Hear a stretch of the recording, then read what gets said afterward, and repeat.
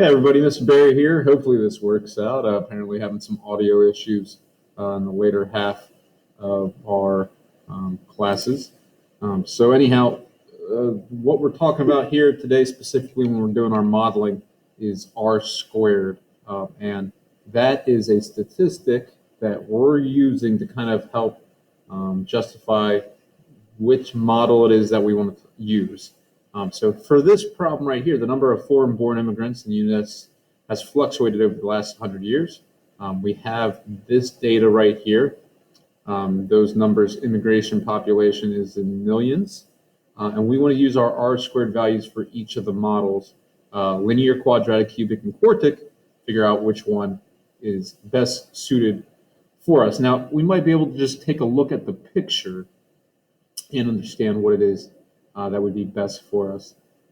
So let me just go to this Desmos table right here, and we'll go ahead and do a zoom fit. And we've talked about, hopefully you understanding how to type this into our table of values. In the year 1900, it was 0.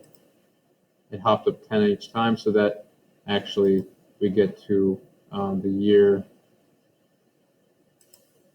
2000. All right, I have my linear model here. Y1 is approximately AX1 plus B. Okay, and if you take a look at that, you can see like a lot of the green points that we have there are not on or near our red line. So what we look at over here is our R squared.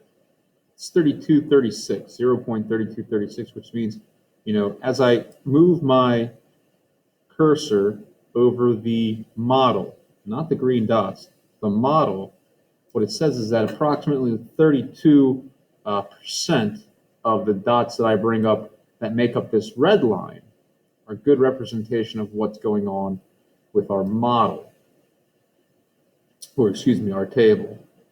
Okay, 32%, certainly not the best.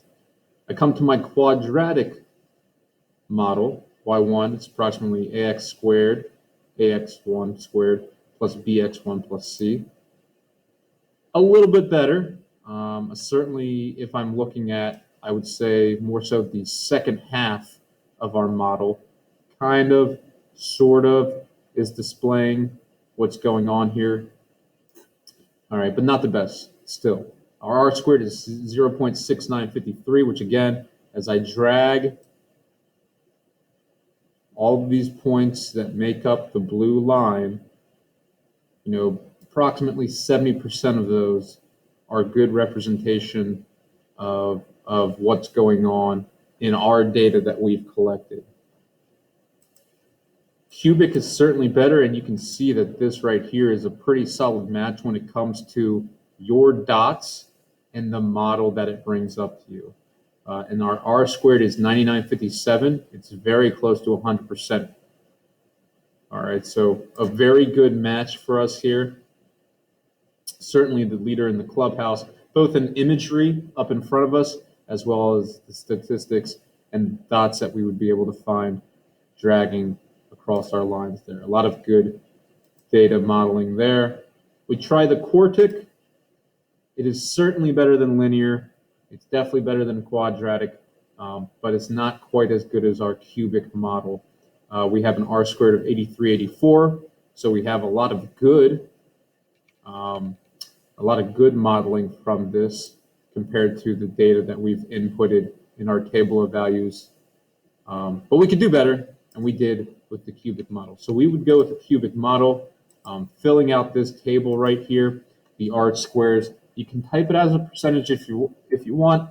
I'm perfectly fine with you just displaying the decimal values that you see on Desmos that come up to you right away.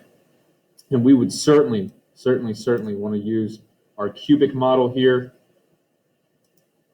And we'd have to go back and fill in the parameters, the A, the B, the C, the D, in order to write out a model and use it moving forward in this problem.